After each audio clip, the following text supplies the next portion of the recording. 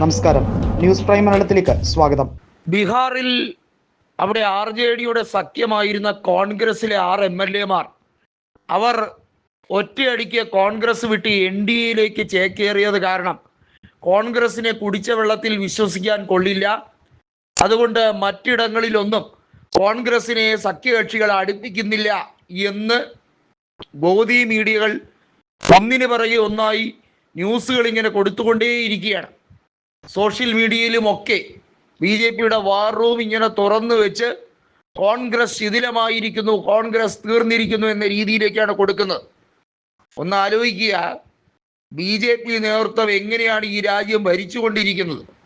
ഭയപ്പെടുത്തിയും ഈ നിലവിലെ രാജ്യത്തെ ഭരണഘടനാ സിസ്റ്റത്തെ വെല്ലുവിളിച്ച് അതിൻ്റെ കടക്കൽ കത്തിവെച്ചുകൊണ്ട് BJP നടത്തുന്ന ഈ നരനായാട്ട് ജനങ്ങൾ മനസ്സിലാക്കി കഴിഞ്ഞിരിക്കുകയാണ്. ബീഹാറിൽ എന്താണ് നടന്നതെന്ന് എല്ലാവർക്കും അറിയാം. അവിടുത്തെ വോട്ടിംഗ് പെർസെൻ്റ് ഉൾപ്പെടെയുള്ള കാര്യങ്ങൾ അറിയാം. RJDക്ക് സുഖകരമായി അധികാരം ലഭിക്കാൻ സാഹചര്യം ഉണ്ടായിരുന്ന ബീഹാറിൽ അവിടെ 70 ലക്ഷത്തിലധികം വോട്ടർമാരെ ഒഴിവാക്കിയത് എന്തിൻ്റെ പേരിലായിരുന്നു? ന്യൂനപക്ഷ മേഖലകളിൽ വൻതോതിലുള്ള നടപടിക്രമങ്ങളിലൂടെ, അതായത് SIR നടപടിക്രമങ്ങളിലൂടെ BJP അവിടെ കൃത്രിമം കാട്ടി വിജയിച്ചതുൾപ്പെടെയുള്ള കാര്യങ്ങൾ നമുക്കറിയാം.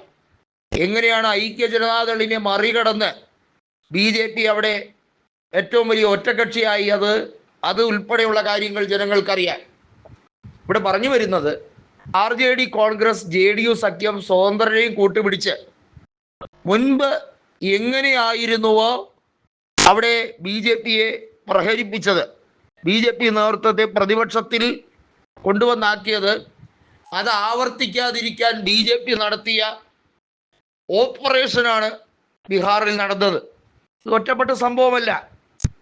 രാജ്യത്ത് ഓരോ വ്യക്തികളെയും പണം കൊടുത്തും അതല്ലെങ്കിൽ ജീവന് ഭീഷണിപ്പെടുത്തുന്ന രീതിയിലുള്ള നീക്കങ്ങൾ നടത്തിയും ചെയ്തു വരുന്ന കുതിരക്കച്ചവടം, അതിൽ സാധാരണക്കാരായ ആളുകൾ വീണുപോകുന്നു അഥവാ അവരെ കുടുക്കുന്നു. RJD-യിലെ നേതാക്കളിൽ 4 പേരെ പ്രലോഭനം നടത്തി അവരെ BJP-യിലേക്ക് കൊണ്ടുപോകാൻ നീക്കം നടത്തിയ ശ്രമം പാളിപ്പോയിരുന്നു. തേജസ്വി യാദവിൻ്റെയും RJD നേതാക്കളുടെയും വലിയ ഇടപെടൽ നടന്നു. നമുക്കറിയാം, വോട്ടെണ്ണൽ കഴിഞ്ഞ് മണിക്കൂറുകൾക്കകം പാട്ന ഒരു കലാപ സാഹചര്യം നിറയുന്ന ഭൂമിയായി മാറാനുള്ള സർവ്വസാധ്യതകളും ഉണ്ടായിരുന്നു.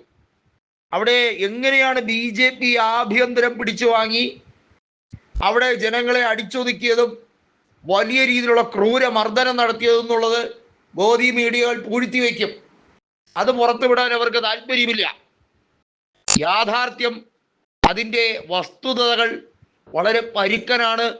അത് ജനങ്ങൾ മനസ്സിലാക്കി വരുമ്പോഴത്തേക്കും ഈ ലോകം മുഴുവൻ അസത്യവും നുണപ്രചരണവും ഗീബൽ സിദ്ധാന്തം പോലെ BJP പടർത്തുകയും ചെയ്യും.